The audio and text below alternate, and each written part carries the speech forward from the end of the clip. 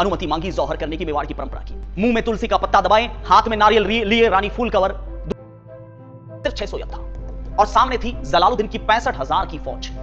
जलालुद्दीन अकबर के जीवन का यह पहला युद्ध है। एक बहुत विशाल फौज को लेकर चित्तौड़ किले को घेर लेता है और तोपों ने हमले शुरू कर दिए, लेकिन तोपों के गोले जो हैं वो दीवारों तक पहुंचते ही नहीं थे, उससे पहले गिर जाते थे।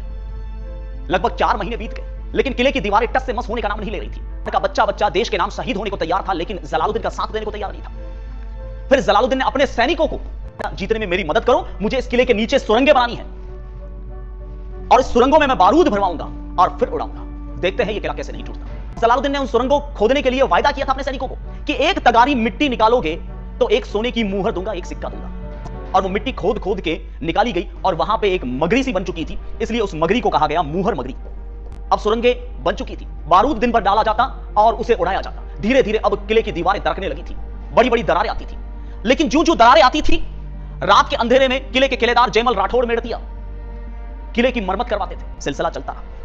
एक रात को जब हाथ में मशाल लिए जयमल राठौड़ मेड़तिया, सैनिक ने तुरंत जाकर जलालुद्दीन बादशाह को सूचना दी कि आलमपना कोई विशेष व्यक्ति किले के तुरंत वहां पहुंचे और पहुंचकर देखा कि वास्तव में कोई है तो खास किले का व्यक्ति। तुरंत जलालुद्दीन ने अपनी एक बंदूक मंगवाई, छोटी बंदूक जिसका नाम था संग्राम।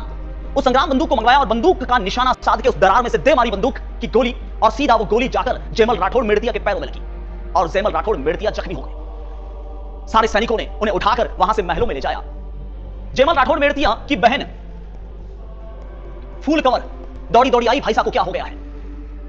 भाई साहब ने कहा कि बहना, अब किले के अंदर राशन भी खत्म होने को आया है, हमें मेवाड़ की परंपरा निभानी होगी, अब सीधा युद्ध करना होगा अर्थात सागर। रानी फूल कंवर ने अपने पति अनुमति मांगी जौहर करने की मेवाड़ की परंपरा की।